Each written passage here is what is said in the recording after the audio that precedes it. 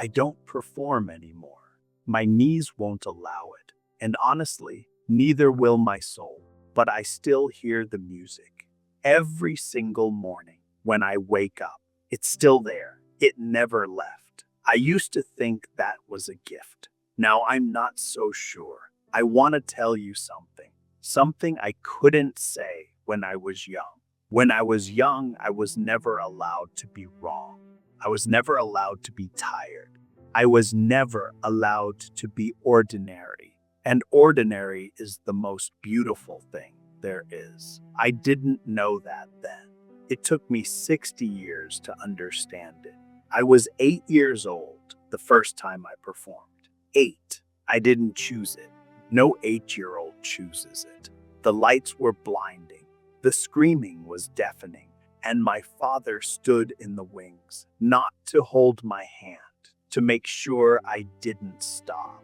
I want you to understand something. I loved my father. I hated what he did to me. Both of those things are true at the same time. And nobody ever let me say that. You had to pick a side, love him or hate him. But life is not a press release. Life is complicated. Family is complicated. And grief is the most complicated of all. I remember the first time I heard a crowd of 1 million people. Bucharest, 1992. 1 million human beings screaming my name. I stood backstage and I thought, if every one of these people loves me, why do I feel so completely alone? That was the question. I spent the next 30 years looking for the answer. Fame is a strange and terrible thing. It gives you everything, and it takes the one thing you actually needed, which is the ability to disappear, to be nobody, to walk into a store, to sit in a park, to cry without someone photographing it. I couldn't do any of those things, not once, not for 40 years. People always asked about Neverland. They always asked it with a certain tone, like the place was evidence of something dark. But here's what Neverland was to me. It was the childhood I never had. That's it. That's the whole story. I built the place I should have grown up in because nobody built it for me. Was that sad? Yes. Was it strange? Probably. But it was honest. And there wasn't much else in my life that was. I made mistakes. Big ones. I trusted the wrong people. I opened my home to those who wanted to use it. I was too generous with my trust and not careful enough with my boundaries. A man who never learned to be a child cannot always tell where the line is. That is not an excuse. It is an explanation. And I owe you the explanation, the trial. I will not pretend it didn't happen. I stood in that courtroom and I heard things said about me that made me want to disappear from the earth. Not because they were true, but because I understood. I understood why people could believe them.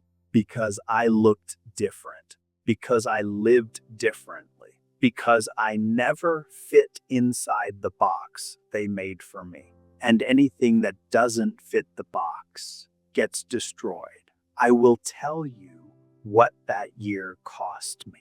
It cost me my health.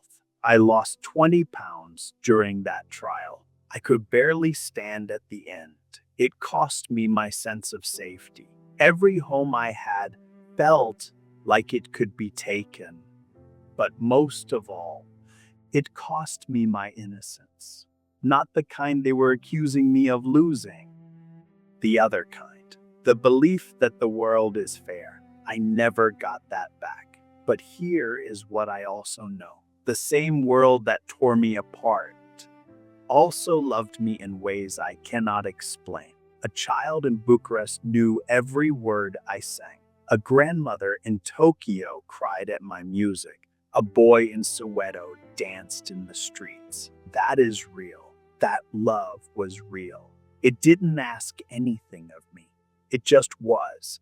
and I hold on to that. Even now, I think about the younger version of me, that little boy on the Ed Sullivan stage, looking into the lights, searching the darkness for someone who loved him, just for him, not for the performance, not for the money he would bring in, not for the legacy, just for him.